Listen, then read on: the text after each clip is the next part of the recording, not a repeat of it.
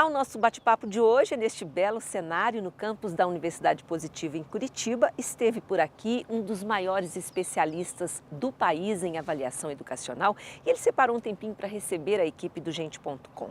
Eu converso hoje com o professor Francisco Soares, que é membro do Conselho Nacional de Educação. Professor, obrigada pela participação conosco. Satisfação estar aqui com você, Miriam. Afinal, é um prazer falar com uma conterrânea, com uma mineira como eu. Satisfação minha. Bom, a gente pode começar então perguntando o que as pesquisas estão mostrando sobre o problema da escola brasileira. Hoje nós quase não temos o problema de crianças fora da escola. Portanto, é uma outra escola. A escola de uns anos atrás era uma escola de poucos. No entanto, nós temos um grande problema. Nem todos que estão na escola estão aprendendo. Então, aliás, muitos não estão aprendendo, perfeito, né, professor? Muitos não estão aprendendo. Então, a primeira coisa que a pesquisa está constatando é que muitos não estão aprendendo. Entretanto, há muito boas notícias.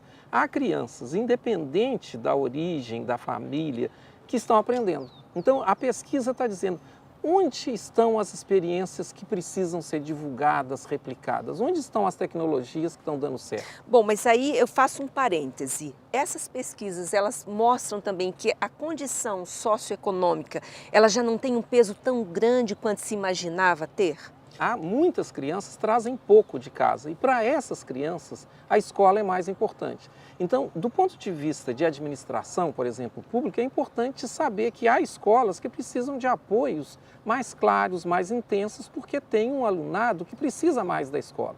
Então, mas a questão importante é descobrir nesse enorme número de escolas brasileiras aquelas que estão ensinando para a criança, que tendo trazido menos de casa, tem mais dificuldades. Mas todos aprendem. E perceba, nós temos excelentes exemplos de desempenho em crianças de qualquer origem. Perceba, o que está dando certo na educação é um pouco anticlimático, para usar uma palavra difícil. O que significa isso? Que o que está dando certo na educação é o simples. É o simples feito todos os dias. Olha só, isso é fundamental. Perceba, eu estou falando de educação básica e estou falando daqueles anos iniciais onde a criança vai para a escola para aprender a ler, para aprender os fatos básicos da matemática. Essas são coisas simples. Então, o que a gente olhando os sucessos, a gente observa que quem teve continuidade, onde foi possível que os professores tivessem um envolvimento rotineiro. Ou seja, para a escola dar certo, ela tem que saber o que ela vai ensinar, quem vai ensinar, ou seja, os professores têm que estar ali todos os dias, os alunos, as famílias cumprindo o papel que podem cumprir.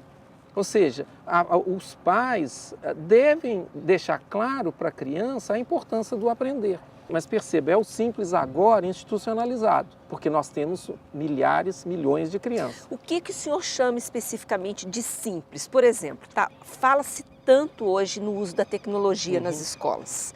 Algumas têm, muitas ainda não têm. Essas estão, de fato, numa situação muito desprivilegiada, em menor condição de ensinar ou não? Perceba, a questão da tecnologia é uma questão de linguagem. As crianças de hoje, elas já nascem num mundo conectado. Perceba, então o simples para essas crianças será usar a tecnologia. Quem vai entrar no ensino fundamental daqui a alguns anos vai entrar no mundo já dos tablets, né?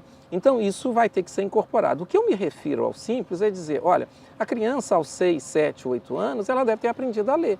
E aprender a ler não é algo muito complicado de se saber, ela vai ter que ter um texto. Então, falava das famílias, né? Os pais vão perguntar à criança, você está lendo esse texto?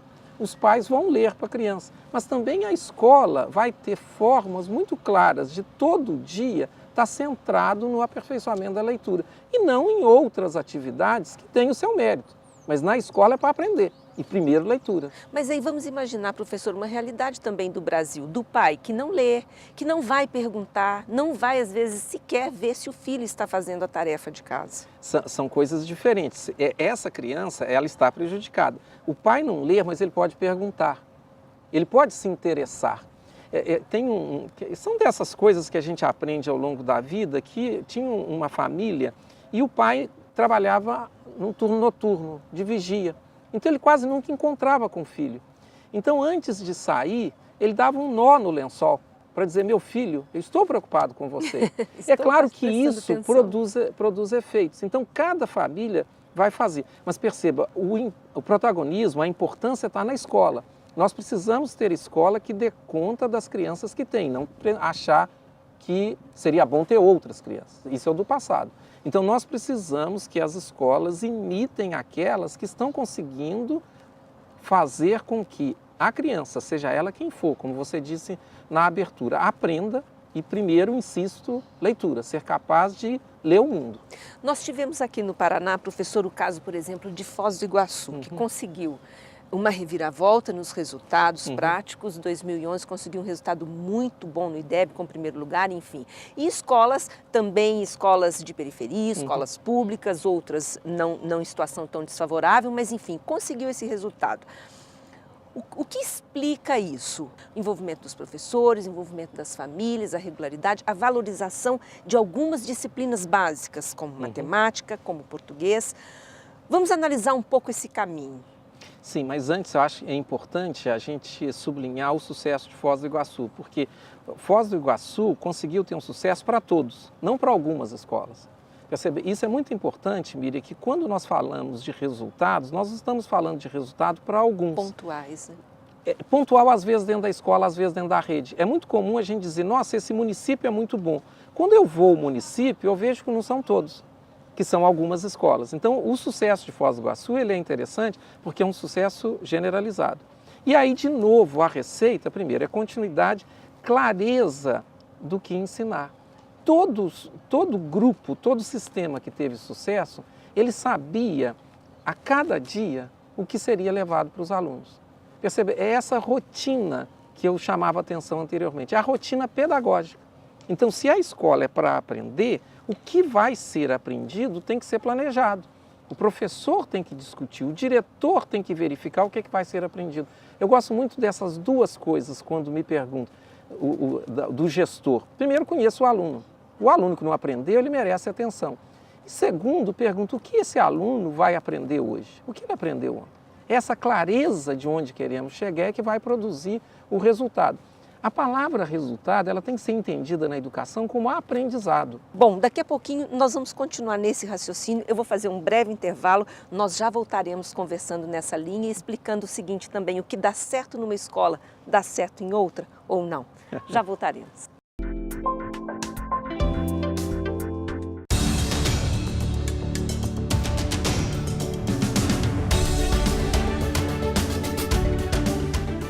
Eu escolhi o curso porque eu sempre gostei de porto, navio.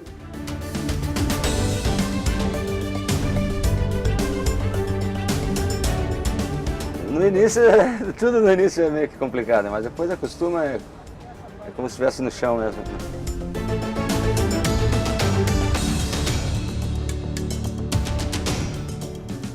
E auxiliamos o prático na atracação.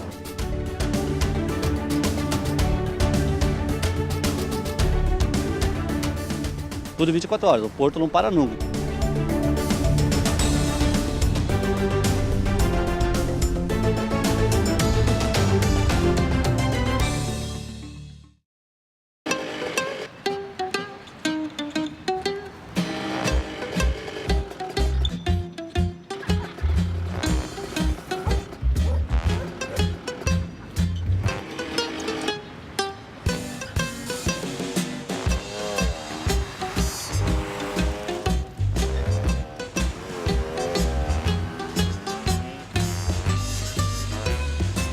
Uma campanha educativa do Governo do Paraná e Detran, movido pela vida.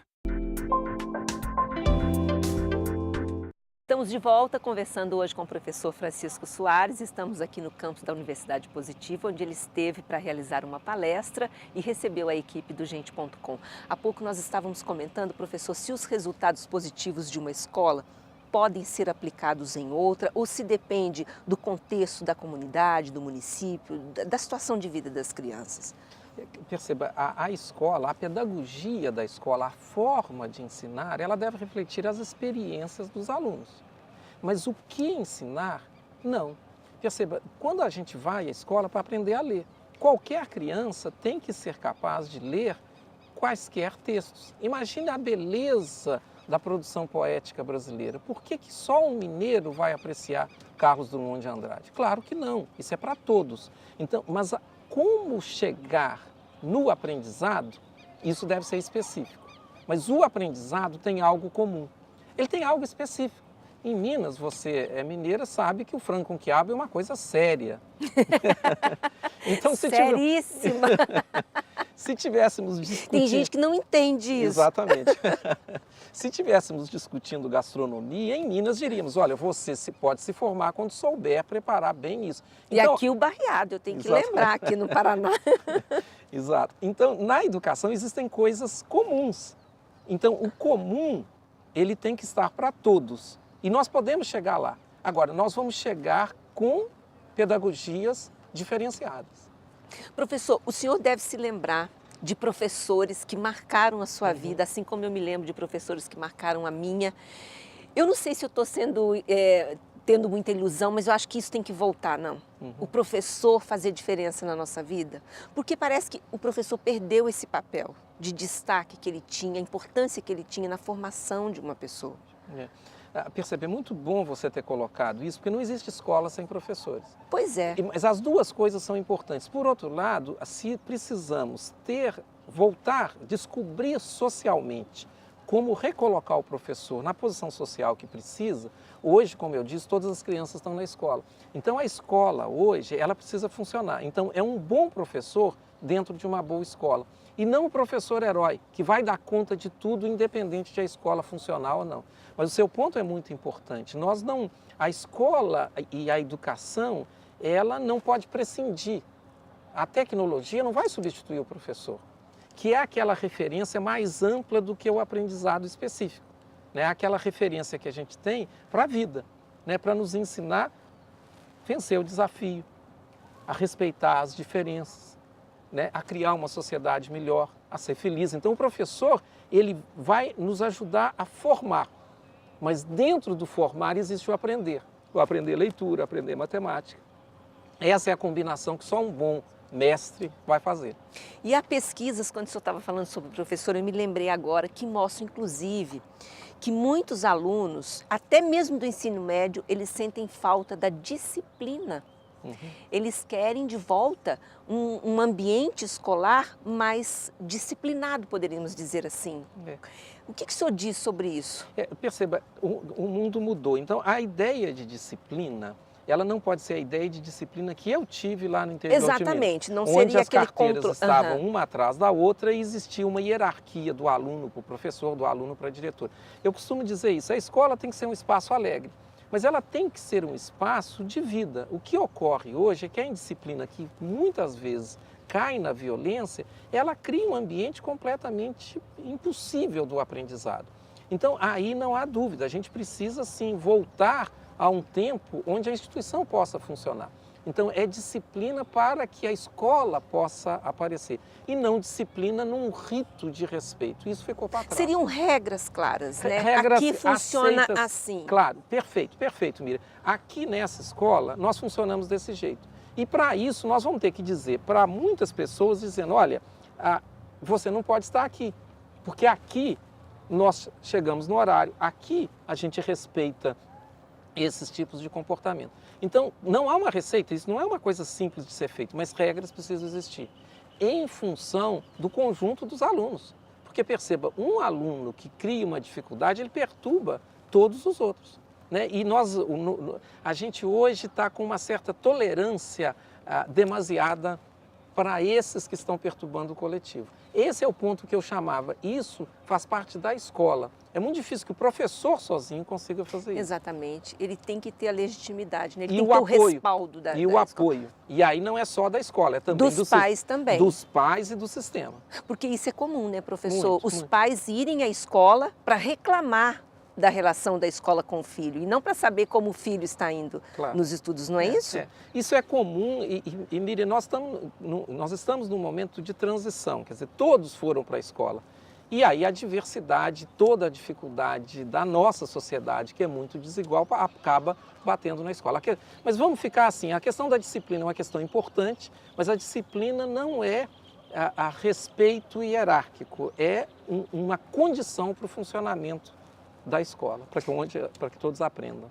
O que o senhor tem a dizer sobre esse ranking das escolas? Que muitas vezes ele é divulgado, alardeado, e os pais usam esses parâmetros até para decidir, no caso das escolas particulares, onde deve matricular o seu filho.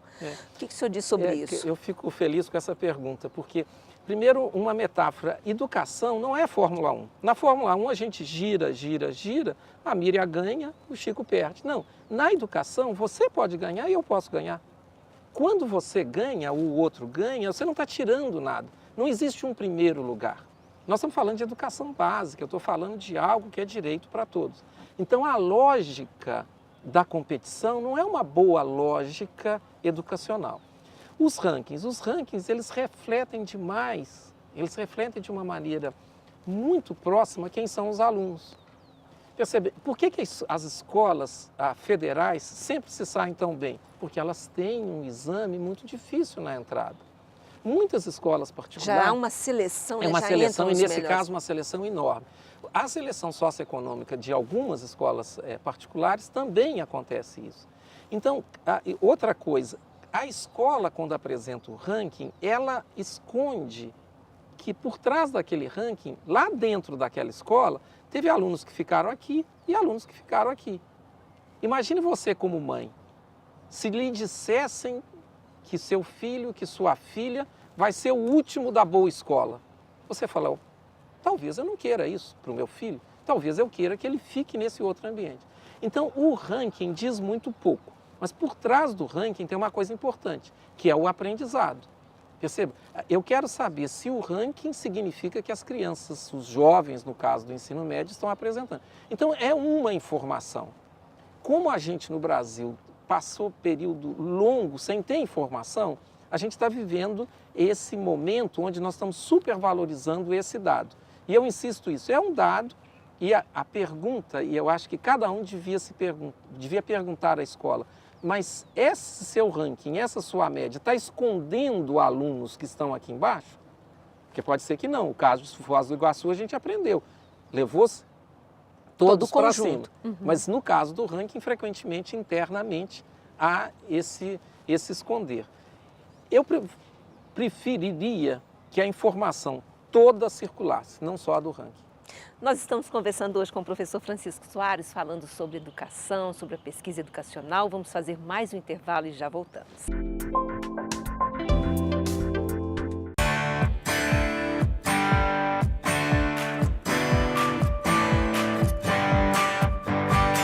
A gente não sabe qual vai ser a TV do futuro, mas sabe que a Copel vai estar lá.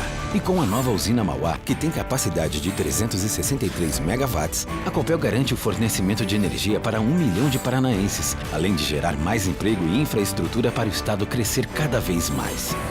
Governo do Estado. Copel, pura energia.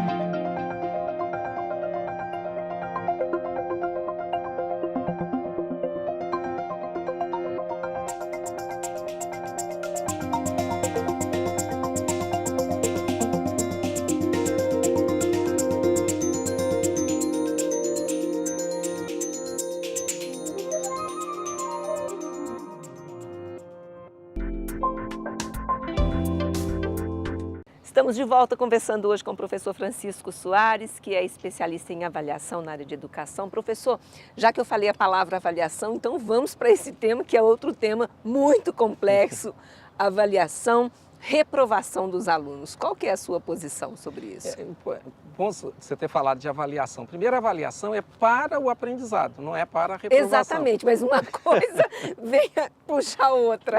Mas é importante que, por outro lado, a gente não pode ter uma aprovação cínica, onde a criança, não tendo aprendido, ela é empurrada para frente. E isso está acontecendo. E isso está acontecendo, sim. Está acontecendo em muitos lugares.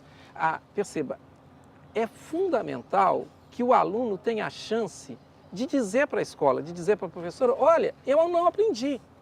Então, a avaliação ela é muito importante. A forma de se organizar a avaliação não vai ser única, mas ela tem que ter essa dimensão de conexão com o pedagógico, mas ela tem que existir. O Brasil, perceba, nós somos um país muito desigual, estou repetindo essa palavra. Então, a gente tem uma tradição de transferir a responsabilidade para o aluno. Então, a reprovação é algo muito duro, porque você diz, o problema é seu. Você que é limitado, você não conseguiu aprender. Exatamente. Enquanto que em outros lugares do mundo, a gente fala, há algo errado com a forma como eu ensinei. Olha, interessante Então, isso. nós precisamos ter um tempo escolar onde a criança, não tendo aprendido dessa maneira, ela tem oportunidade de aprender dessa outra maneira. Mas aí ela tem que receber um atendimento especial dentro da própria escola e a escola pública tem condições de fazer isso? Exatamente. Eu acho que você colocou um ponto primeiro. Ela tem direito disso, porque o que foi dado a ela não funcionou, e a escola pública já está fazendo. Hoje a escola pública ela está aumentando o tempo de permanência do aluno. Então, parte desse tempo tem que ser parte para a recuperação do aluno que não aprendeu, do reforço.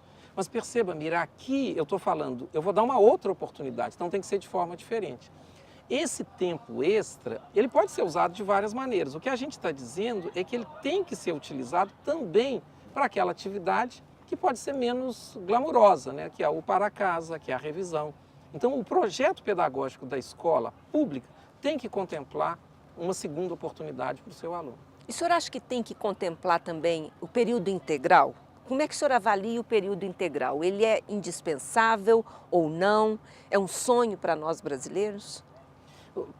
Perceba que cada sociedade vai dar a escola que pode para os seus alunos. O Brasil dá uma escola aquém das suas possibilidades. Perceba, as nossas estradas frequentemente são melhores do que as nossas escolas. Como nós somos também um país que temos uma diversidade muito grande, é claro que nós vamos ter experiências, né? Está muito claro que o primeiro passo no Brasil hoje seria aumentar o tempo de permanência. A nossa criança fica muito pouco tempo na escola, percebe? Dadas as condições que tem. Então, isso é uma boa iniciativa. Quando ela ficar mais tempo, eu tenho que ter um projeto para esse tempo. Esse projeto tem que ser equilibrado. Mas, Miriam, escola é lugar de aprender. Aprender as coisas da vida. Ou seja, eu vou ter que dizer quais são as atividades que eu vou oferecer. Então, há coisas que o tempo integral permitem.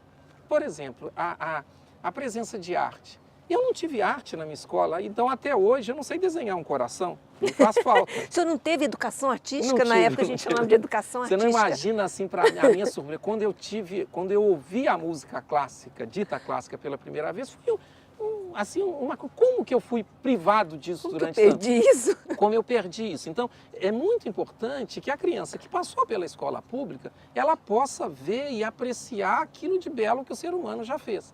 Professor, mas nós estamos falando muito de crianças, muitas vezes, que vão para a escola para se alimentar.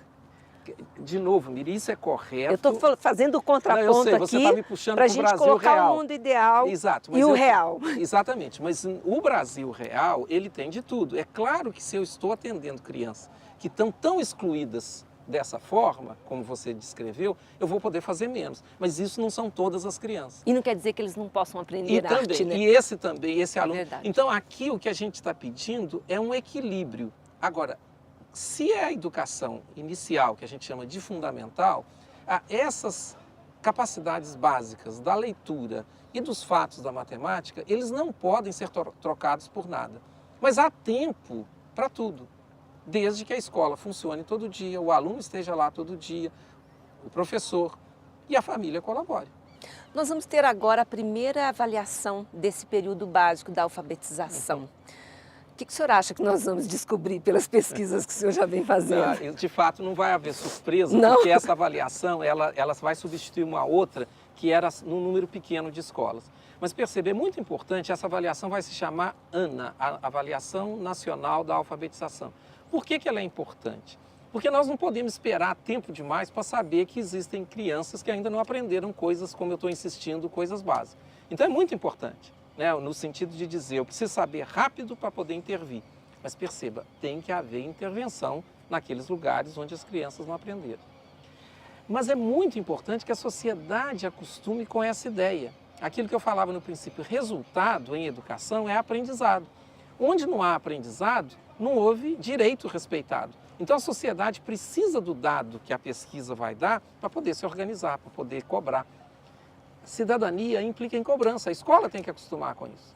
Eu te perguntei, a gente acabou não respondendo, eu vou voltar antes que eu me esqueça. O senhor é a favor ou contra a reprovação? Como bom mineiro, vou te responder fugindo da questão. Mas Eu senti que o senhor fugiu da questão e eu ia me esquecendo. eu estava num encontro internacional e quando o representante da Austrália foi falar, ele disse, eu não estou entendendo. Na Austrália, a criança começa com um grupo e continua com esse grupo. E aí nós ficamos esperando. Então ele começa a descrever os sistemas de recuperação, de segunda oportunidade. Então perceba, o que a reprovação é transferir para o aluno. Agora, a escola tem que dizer, você não aprendeu, eu vou te dar uma oportunidade. Eu vou te dar um esforço. E é claro que isso custa mais. A outra ideia importante, Miri, é que numa turma pode haver heterogeneidade. Quer dizer, pode haver diferença. Você não precisa saber o mesmo de matemática do que seu colega. Você pode saber um pouco mais ou um pouco menos. Então a gente precisa também ter essa clareza de que as turmas podem ser heterogêneas. Reprovação é para casos absolutamente excepcionais, desde que a escola tenha projeto de tratar o não aprendizado.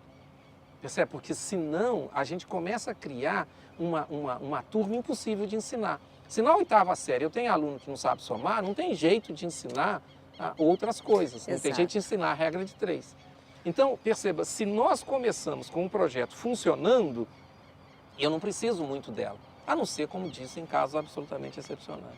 Bom, fala-se muito hoje também, quando a gente volta à questão do professor, na meritocracia, bonificação, muitas escolas estão adotando esses projetos. O que o senhor acha disso? Olha, se tem alguém querendo colocar mais recursos na educação, é claro que eu vou ser favorável. Mas essa competição, ela é não, saudável? Se for competição, a primeira coisa é o seguinte, eu acho que não há como distinguir o professor dentro da escola. Mas há escolas que trabalharam melhor que outras. Então você sinalizar de alguma maneira que essa é uma escola exemplo, eu acho importante. Então aí tem que ser consideradas duas coisas. Primeiro, como ela é exemplo? Onde ela estava, onde ela está. Você melhorou do ano passado para esse ano? Segundo, com que alunos você trabalha?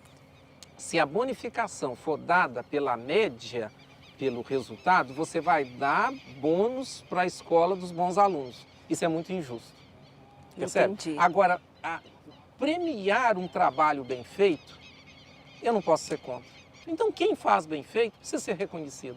Então, até já que nós estamos caminhando para a conclusão do nosso bate-papo, professor, eu vou voltar a essa questão da simplicidade. O senhor começou falando sobre isso. Isso é um alento, porque isso é possível a todos. Claro. Isso passa muito pela criatividade, pelo empenho no trabalho, por gostar de estar fazendo aquilo, o professor gostar do que faz, o aluno gostar de ir para a escola. E isso é possível conquistar, né? Dá para a gente sonhar com isso, né? Só que hoje a gente tem muito mais condições, quer dizer, você tem hoje livros, materiais, bibliotecas com muito mais facilmente colocadas dentro da escola, acessíveis aos alunos do que antes. Então é voltar ao simples, mas não sei se voltar, mas é enfatizar o simples nesse momento de hoje. Não é o simples por ausência. Eu acho que quando o senhor fala no simples é o que é possível a muitos.